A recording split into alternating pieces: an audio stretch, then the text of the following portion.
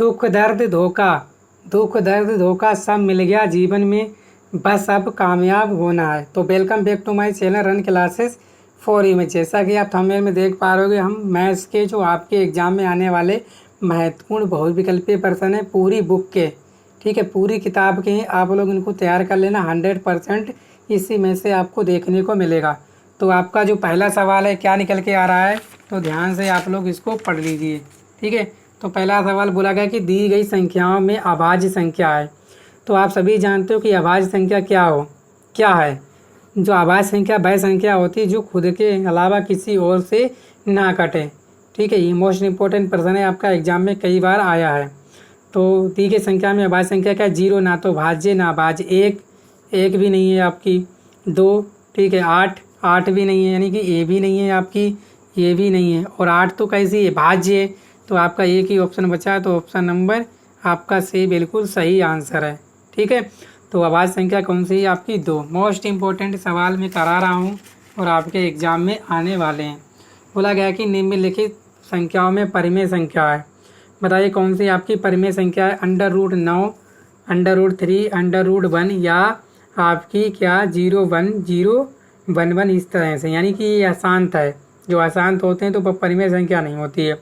तो आपको इनमें से परिमेय संख्या बतानी है, 4 विकल्प। देखो √3 आपको सिद्ध कराने के लिए कितनी बार बोला गया है, तो ये कैसी संख्या, √3 आपकी अपरिमेय, और ये भी कैसी है आपकी अपरिमेय, है कि नहीं। तो आपका क्या एक ही विकल्प बचा है, तो कौन सा है आपका, ऑप्शन नंबर का बिल्कुल सही आंसर हो जाएगा। तो √9 को लिख सकते हैं 3 और 3/1, यानी परिमेय संख्या क्या होती है, जिसे हम लोग p/q के रूप में लिख सकें, और q जो है आपका 0 नहीं होना चाहिए, और जो HCF है वो कितना होना चाहिए आपका, 1 होना चाहिए, तभी वो होती है आपकी परिमेय संख्या, ठीक है। देखो यहाँ q जो है 0 नहीं है, और मासा भी निकालोगे यानी HCF, तो वो भी कितना आएगा आपका, 1 आ जाएगा। तो उम्मीद करता हूँ आप लोग समझ पाए होंगे, इसका ऑप्शन नंबर 2 का बिल्कुल सही है। ऐसे ही आपके बोर्ड एग्जाम में आएंगे, तो आप लोग तैयार जरूर कर लेना।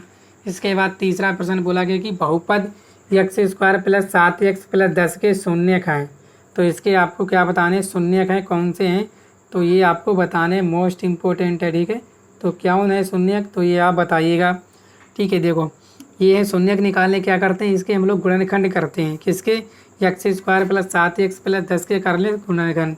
तो क्या हो जाएगा, x² + 7x + 10 क्या हो जाएगा, x²। यहाँ कितने लाने, 10 के गुणनखंड करो, क्या हो जाएंगे आपके 2 पंजे 10, कितना हो गया, और 2 और 5 को जोड़ दो, तो यहाँ कितने लाने, 7।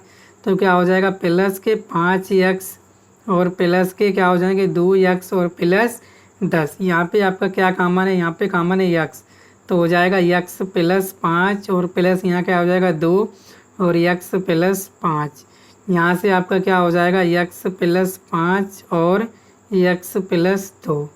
तो देख पा रहे हो, यानी कि क्या शून्यक के लिए आप क्या करोगे, ठीक है। तो आप शून्य के लिए क्या करने वाले हो, तो x + 5 = 0, और ये क्या हो जाएगा, x बराबर, ये प्लस के 5 है इधर, माइनस के 5। इसी प्रकार x + 2 = 0, तो x बराबर क्या हो जाएगा, -2। तो क्या है, -5 -2 किस में है, तो वो है आपके ऑप्शन नंबर ए में बिल्कुल सही आंसर है, ठीक है। तो -2, -5 ये एक आपके क्या हैं, शून्यक हैं। तो उम्मीद करता हूँ आप लोग समझ पाए होंगे, ठीक है। अपने दोस्तों में भी शेयर जरूर करना, ठीक है। इस तरह के आपके प्रश्न एग्जाम में आएंगे। बोला गया एक द्विघात बहुपद की अधिक से अधिक शून्यकों की संख्या कितनी हो सकती है। देखो द्विघात बहुपद होते हैं जिसकी घात कितनी हो, 2। तो क्या लिख सकते हो आप, x² प्लस, ठीक है, ऐसे लिख लो, ये x² + bx + c = 0 है। तो द्विघात है, द्विघात में अधिकतम घात कितनी होती है आपकी, 2। तो ऑप्शन नंबर जो है बी आपका बिल्कुल सही आंसर हो जाएगा। तो एक द्विघात बहुपद की अधिकतम घात कितनी हो सकती है, 2। समझ गए ना आप लोग। चलिए 5वां प्रश्न करते हैं, मोस्ट इम्पोर्टेंट प्रश्न है, एग्जाम में आते हैं आपके, ठीक है। 5वां प्रश्न देखेंगे। बोला गया है कि रेखिक समीकरण युग्म 3x + 5y = 3, 6x + ky = 8 का कोई हल नहीं है। यदि मैंने आपको बताया कि कोई रेखिक युग्म समीकरण है, अगर उसका कोई हल नहीं है, क्या नहीं है, कोई हल नहीं है, यहाँ लिखोगे कोई हल नहीं है, कोई हल नहीं है तो क्या होना चाहिए आपका A1 बटे A2 बराबर होना चाहिए B1 बटे B2। तभी तो जो बराबर होना चाहिए, तभी तो कोई हल नहीं होगा। और ये किसके बराबर होता है, नहीं के C1 बटे C2। यहाँ से देखो आप, ये आप समीकरण अगर 1 मानोगे तो इसे मानोगे 2। 1 से क्या निकालोगे, A1 आ जाएगा आपका 3 और B1 आ जाएगा आपका 5 और C1 आ जाएगा आपका 3। इसी प्रकार यहाँ से जो A2 आ जाएगा 6 और B2 आ जाएगा आपका K और C2 आ जाएगा आपका 8। तो A1 बटे A2, A1 कितना है 3 और A2 कितना है आपका 6 बराबर B1 कितना है आपका, नहीं हाँ B1 कितना है आपका ये 5 और B2 कितना है आपका K बराबर नहीं है किसके, C1 कितना है आपका, C1 3 और C2 कितना है 8। ठीक है, आप इन्हीं दो को ले लीजिए और आपका आंसर मिल जाएगा। ये वाली दो ले लीजिए, क्या हो जाएगा 3 बटे 6, ठीक है, बराबर आप 5 बटे K तिरछी गुणा करेंगे तो यहाँ से 3 दूनी 6 तो 1 बटे 2 बराबर 5 बटे K। तो K बराबर क्या हो जाएगा 2 गुणा 5 बराबर 10। तो 10 है आपका क्या, K बराबर 5। तो ऑप्शन नंबर जो A है आपका बिल्कुल सही आंसर होने वाला है। ठीक है, उम्मीद करता हूँ आप लोग समझ पाए होंगे। ठीक है, बहुत ही प्यार से हमने समझा दिया है। ठीक है ना, चलिए ठीक है, चलिए छठा प्रश्न बोला गया है कि 2x + 3y बराबर 18 और x - 2y बराबर 2 का हल होगा। ठीक है, ये एक समीकरण 1 है और ये क्या है 2 है। यहाँ से आपको x और y के जो हैं मान निकालने हैं। तो कैसे निकालोगे, ठीक है, समीकरण 1 व 2 को क्या कर दो आप लोग, ठीक है ना, हल कर लो। अब देखो क्या है, यहाँ 2x + 3y 18 है और यहाँ कितना है 2y, लेकिन ये डायरेक्ट कटेंगे नहीं तो लिखोगे समीकरण 2 को 2 से क्या कर दें गुणा, 2 से गुणा करके क्या कर दो घटाने पर 1 में से। ठीक है, तो क्या ये 2x + 3y बराबर 18, ये समीकरण 1 है, ये 2 है, इसको 2 से गुणा करें क्या हो जाएगा 2x प्लस नहीं माइनस कितना है आपका 4y बराबर 2 दूनी 4, माइनस ये माइनस क्या हो जाएगा प्लस ये माइनस।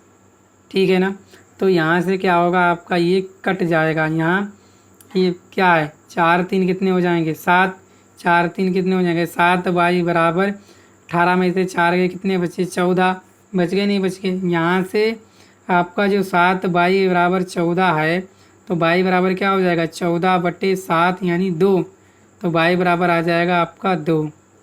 ठीक है, आप y को मान जो है कहाँ रख दो समीकरण 1 में, y का मान समीकरण 1 में रखने पर क्या हो जाएगा समीकरण 1, तो ये है आपका 2x + 3y बराबर 18, तो 2x + 3 y का मान 7 बराबर 18, तो 2x + 3 सत्ते 21 बराबर 18।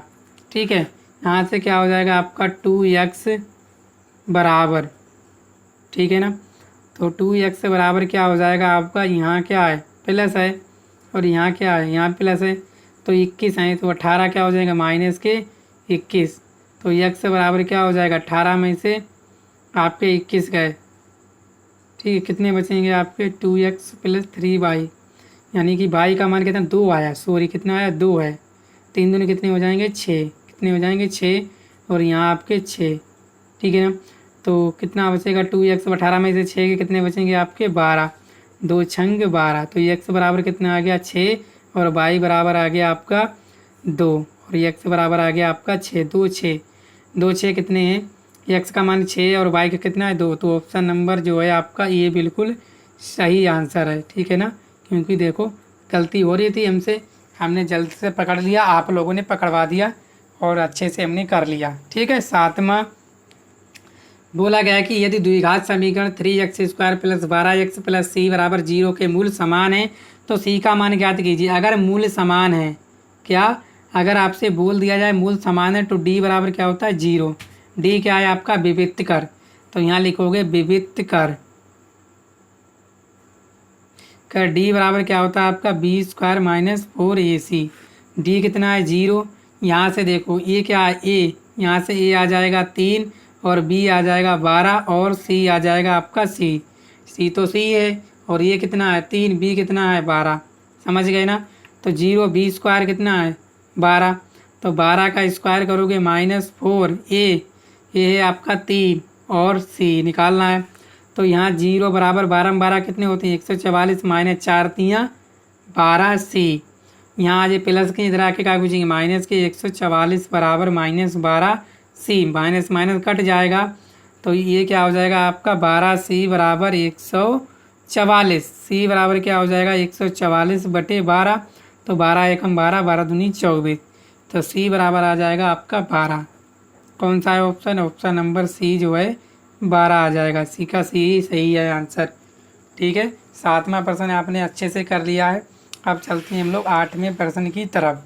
यही आपके एग्जाम में आपको देखने को मिलने वाले हैं। बोला गया द्विघात समीकरण 3x square minus 6x plus 4 बराबर 0 का विविध कर आपको बताना है। क्या विविध कर आपका क्या होता है, डी बराबर होता है बी स्क्वायर माइनस 4ac। आप यहाँ से पता करोगे तो ये कितना हो जाएगा, ये है 3 और बी है आपका -6 और सी है आपका 4। तो डी बराबर क्या हो जाएगा आपका, ठीक है बी डी होता है खाली। बी स्क्वायर कितना है आपका -6 का स्क्वायर -4a कितना है आपका 3, सी कितना है 4। तो डी बराबर क्या हो जाएगा 6 36, 6 का वर्ग 36 माइनस 4 तियाँ 12, 4 तियाँ कितने होते हैं 12, 12 चौक 48, कितने हो गए 48। ठीक है, तो यहाँ से क्या हो जाएगा डी बराबर 36 माइनस 48 घटाओ, तो 36 में से 48 क्या बचेंगे -12। तो ऑप्शन नंबर सी जो है बिल्कुल सही आंसर होने वाला है। क्या हो जाएगा आपका 12। एक भी विकल्प आपका गलत नहीं होगा अगर आप इस तरह से करोगे। ठीक है, 9वां सवाल बोला गया समांतर श्रेणी 3 1 -3 के लिए सर्वांतर है। तो प्रथम पद क्या होता है ए बराबर 3 है। ठीक है, ये प्रथम पद है। सर्वांतर डी क्या होता है, जो सर्वांतर क्या होता है आपका डी, ये होता है आपका T1, ये होता है T2। डी होता है आपका T2 में से आप T1 घटा दीजिए तो यही सर्वांतर हो जाएगा डी। ठीक है, इसमें स्मॉल डी लिखते हैं। क्या हो जाएगा आपका T2 कितना है 1 और ये कितना है -T1 कितना है 3, तो डी बराबर आ जाएगा 3 में से 1 गया 2, 1 बचा 2 बचा काय का माइनस। तो ऑप्शन नंबर इसका सी जो है सही आंसर है। ठीक है, तो उम्मीद करता हूँ आप लोग 9वां सवाल आसानी से समझ पाए होंगे। ठीक है, चलिए 10वां सवाल बोला गया सभी वर्ग होते हैं समरूप सर्वांगसम ये तथा भी दोनों या इनमें से कोई नहीं। तो सभी वर्ग होते हैं, 10वें का सही आंसर बताइएगा। तो सभी वर्ग क्या होता है, इस तरह से आपका बनता है चित्र, यही तो होता है वर्ग। और इसकी भुजा ए बी है, ए बी ए होती है ए बी, और कोण कितना बनता है 90 डिग्री का ए बी यानी कि सभी भुजाएं क्या होती हैं आपकी बराबर। तो क्या होता है सभी वर्ग होते हैं आपके क्या, तो सभी वर्ग होते हैं आपके समरूप। ऑप्शन नंबर ए बिल्कुल सही आंसर है। ठीक है, चलिए 11वां बिंदु 3, 4 की बाई अक्ष से दूरी। जब बाई अक्ष से दूरी पूछी जाए तो बाई क्या हो जाएगा 0, तो बाई हो गया 0, तो क्या बचा आपका 3। ऑप्शन नंबर जो बी है आपका बिल्कुल सही आंसर है।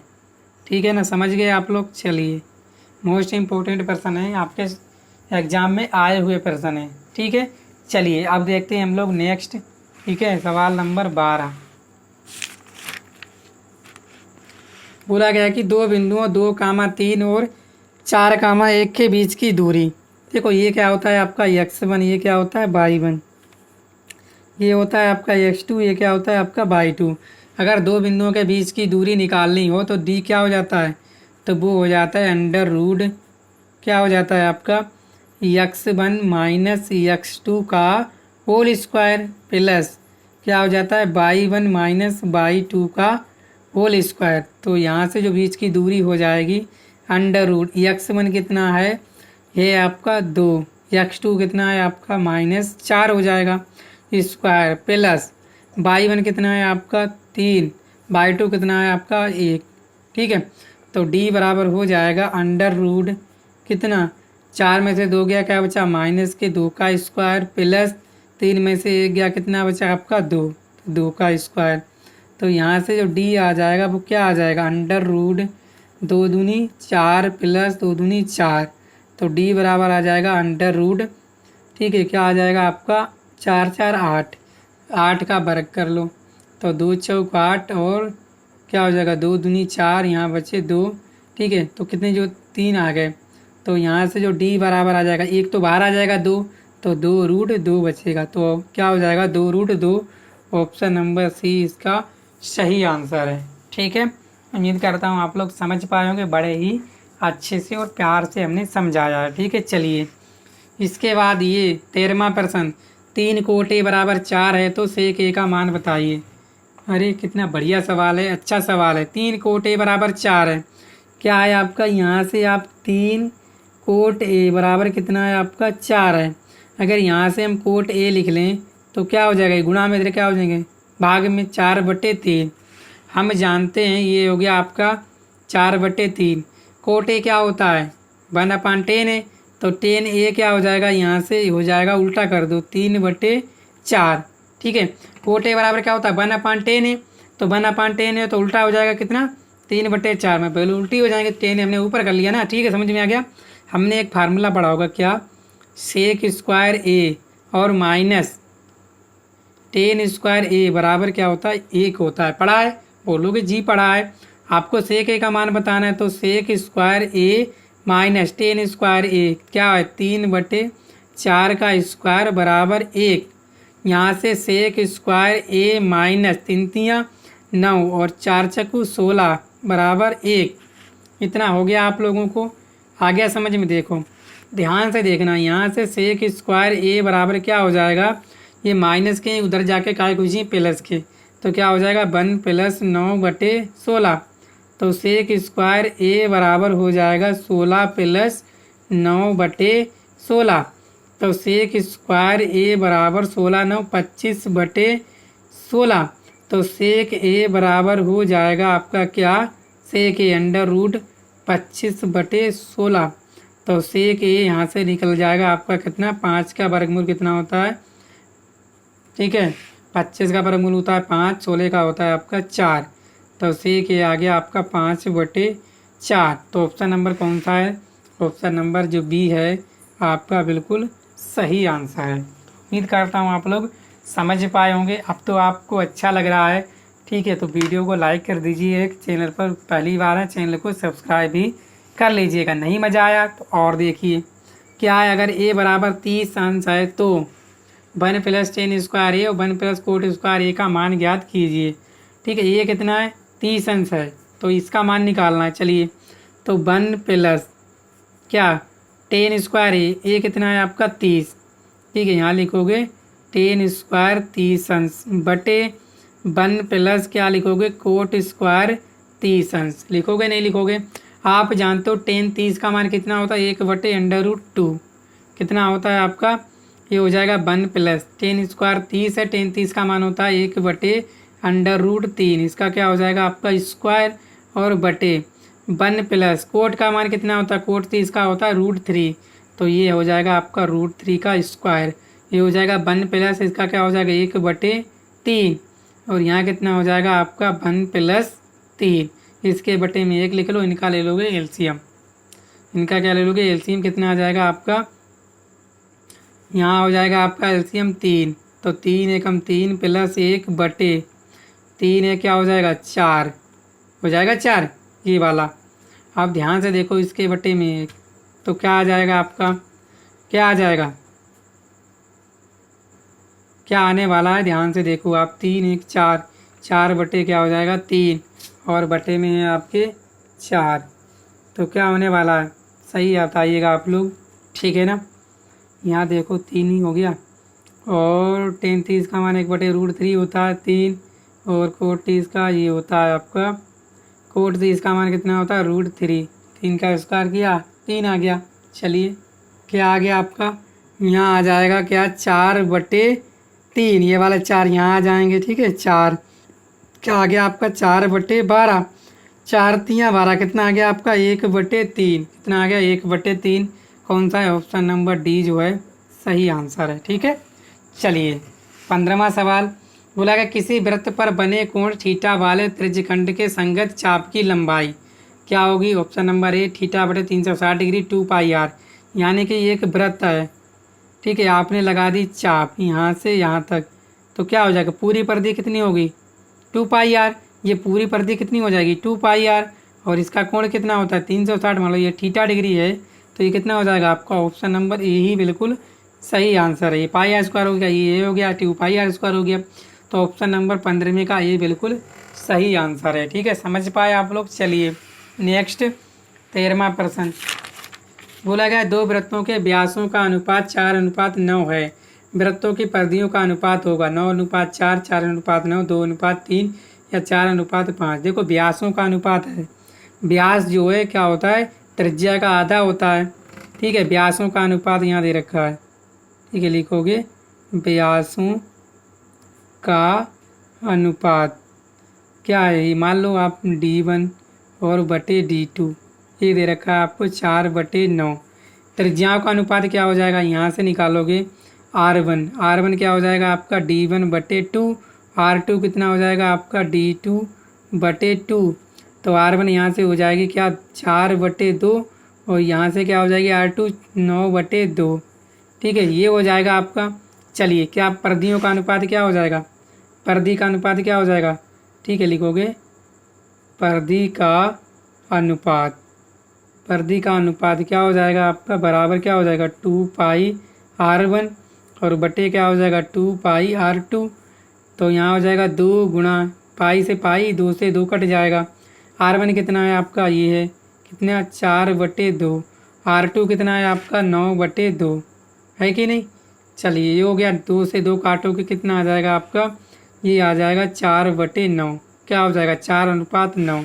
तो ऑप्शन नंबर B है जो बिल्कुल सही आंसर होगा। कितने आ जाएगा? 4:9 ही इसका आंसर आ जाएगा। 17वां बोला गया है कि 2 3 7 2 7 5 3 7 का बहुलक है। बहुलक क्या होता है? एक पद जो है एक से अधिक बार आए। ठीक है, जिसमें बहुत बार एक ही पद आए। ठीक है, इसमें क्या है? देखो 7 जो है कितनी बार है? 3। 2 कितनी बार है? 2 बार हैं। 3 कितनी बार हैं? आपके 3 बार हैं। तो 7 ही आपके सबसे ज़्यादा बार हैं, तो बहुलक हो जाएगा आपका 7। ठीक है, चलिए ये ताश वाला सवाल है प्रायिकता का। पूरी बुक के हैं सवाल इसमें। अच्छी प्रकार से फेंटी गई 52 ताश के पत्तों की एक गड्डी में से एक इक्का निकालने की प्रायिकता।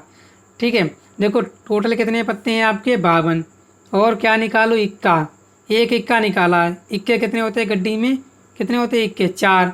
तो क्या हो जाएगा इक्का निकालने की प्रायिकता? तो 4 एकम 4, 4 3 12। क्या हो जाएगा?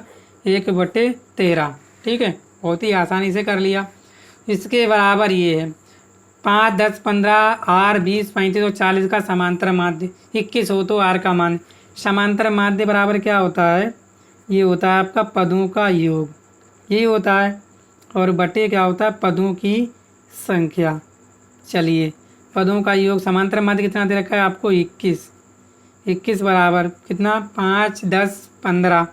क्या लिखोगे? 5 + 10 + 15 + R + 20 + 35 + 40 जोड़ो और बटे पदों की संख्या 1 2 3 4 5 6 7 7 हैं।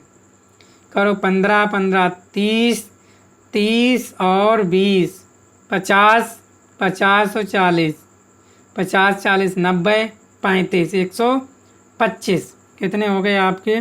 ये 21 बराबर कितने? 135 + R बराबर कितने पद हैं आपके? 7।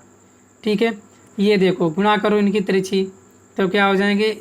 135 + R बराबर 7 एकम 7 7 दूनी 14। कितने हो गए आपके? 141। तो R बराबर क्या हो जाएगा? 141 के प्लस के इधर माइनस के 135। तो R बराबर कितना आ जाएगा आपका? 135 में से 141 गए, मतलब कहीं पे गलती कर दी होगी हमने, इसीलिए आंसर नहीं आ रहा है। देखो 5 10 15 15 15 30 और 20 50 50 और 40 90 90 और 35 100 कितने हो गए? 125। कितने हुए? 125 ही तो हुए। और कितने पद हैं? 1 2 3 4 5 6 7 पद हैं। तो यहाँ 7 पद लिख लिए। समांतर माध्य कितना? 21। 21 कितना हो गया? 7 एकम 7। यहाँ 7 आएंगे, 7 दूनी 14। अब घटाओ ठीक है, कितने बचे? 7 में से 5 गया 2, और क्या बचा आपका? यहाँ कितने आ जाएंगे आपके? 125 है ना, यहाँ 125, 4 में 2 गए 2, कितने आ जाएंगे आपके? 22। तो ऑप्शन नंबर डी बिल्कुल सही आंसर है। ठीक है, जोड़ने में गलती हो गई थी, पर हमें जो है गलती नहीं करनी है। ठीक है, तो ऐसे ही फार्मूला लगा लेना, समांतर माध्यम का योग, ये वाला फार्मूला लगा देना और आपका आंसर आ जाएगा। तो उम्मीद करता हूँ आप लोग समझ पाए होंगे। तो वीडियो को शेयर करना, चैनल पर पहली बार आए चैनल को सब्सक्राइब भी कर लीजिएगा। आप वीडियो में आए अंत तक देखा, उसके लिए आप सभी का बहुत बहुत शुक्रिया। Thank you.